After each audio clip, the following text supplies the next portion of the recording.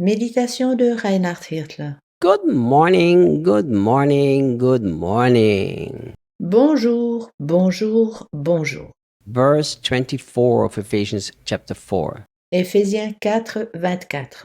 And to be transformed as you embrace the glorious Christ within you as your new life and live in union with Him. Habillez-vous de neuf, mettez les vêtements propres de la vie nouvelle dont Dieu a créé le modèle à son image. Cette vie se manifestera par la vie juste et sainte que produit la vérité. It's interesting that the Bible challenges us in different places that transformation must be an ongoing process.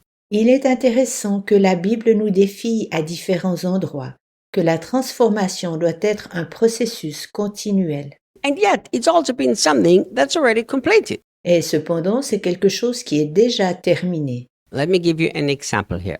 Je te donne un exemple. The Bible says very clearly that everyone who is in Christ Jesus is a new creation. That's a done deal. La Bible dit très clairement que chacun qui est en Christ Jésus est une nouvelle créature. C'est une chose accomplie.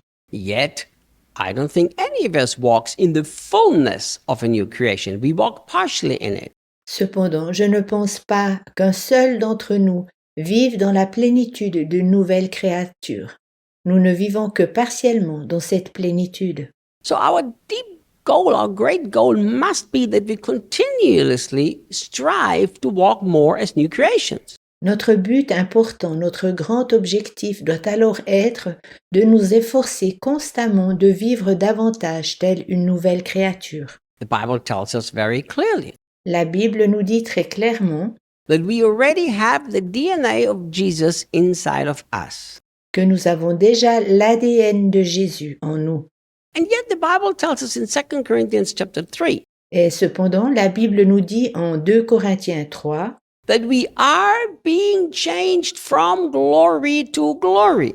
que nous serons transformés de gloire en gloire. See, this is the beautiful biblical truth. We have been transformed and we are being transformed. C'est la belle vérité biblique. Nous avons été transformés et nous continuons à être transformés. And I'm going to re-emphasize what I already said yesterday. Je répète encore une fois ce que j'ai dit hier. It is no good to constantly try to transform yourself without understanding the truth that you already have been transformed. Cela ne sert à rien si tu essaies constamment de te transformer sans comprendre la vérité que tu as déjà été transformé. But it is also no good confessing all day long, I am transformed, and not walking in it in the day-to-day life. Et ça n'est pas d'une grande aide de proclamer tout le jour « je suis transformé », et de ne pas le vivre quotidiennement. You know, the people who walk around, who always confess things, and you know exactly it's nothing but just religious talk, they don't live it. Il y a des gens qui trottent constamment afin de confesser des choses et pourtant, nous savons exactement que ce ne sont que des paroles religieuses. Les gens ne vivent pas selon ces choses. It's very sad. C'est très triste. But it's also sad to see people who try to do something without having the revelation what they are. Mais c'est aussi triste de voir des gens qui essayent de faire quelque chose sans révélation de qui ils sont dans leur identité. So I know that I'm a totally changed person and I know I need to walk in this every day of my life. Je sais que je suis un homme totalement transformé et je sais aussi que je dois marcher chaque jour en accord avec cette transformation. But look, Paul brings us a truth here that is so beautiful and destroys religious thinking. Regarde, Paul nous montre ici la vérité qui est si belle et qui détruit la pensée religieuse. He says, and to be transformed as you embrace the glorious Christ within you.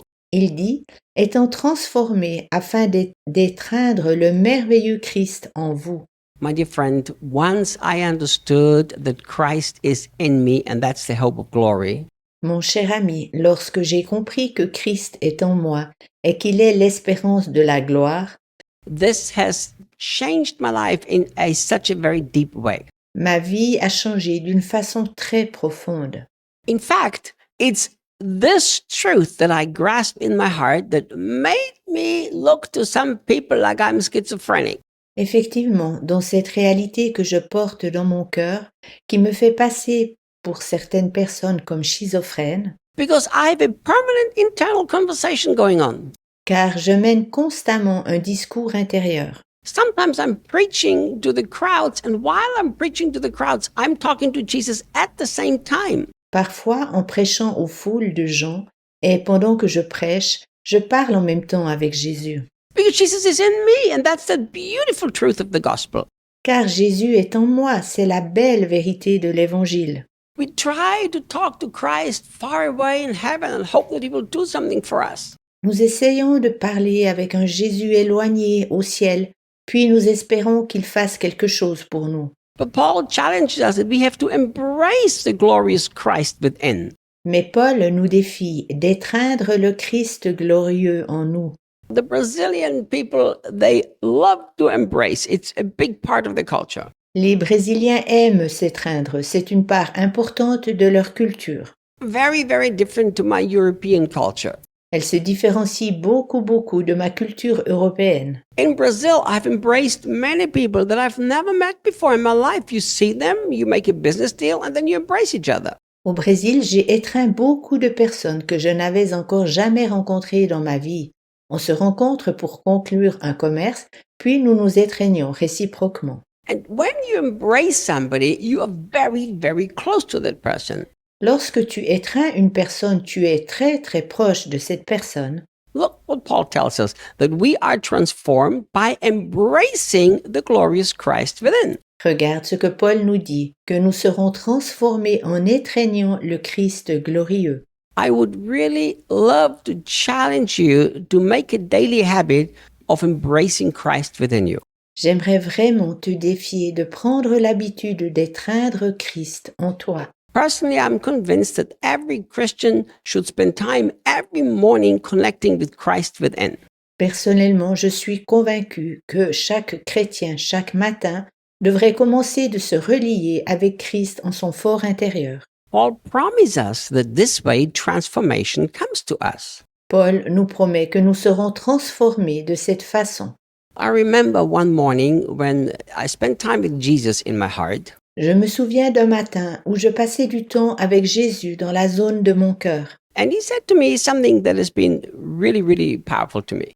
Il me dit quelque chose qui m'a véritablement beaucoup impressionné. He said, Reinhard, you love to come here every morning and meet me here in the place of your heart. Il disait, Reinhard, tu aimes bien venir ici chaque matin afin de me rencontrer dans la zone de ton cœur. But I would like you to learn to live here, not to visit here. Mais j'aimerais que tu apprennes à vivre ici et de ne pas seulement venir ici en visite. So throughout every single moment of every day, anytime you need anything from me, just come to this place. I'm right here. Chaque moment du jour, si tu as besoin de moi, viens simplement à cet endroit. Je suis ici. So I made it a habit to embrace glorious Christ within me throughout the day.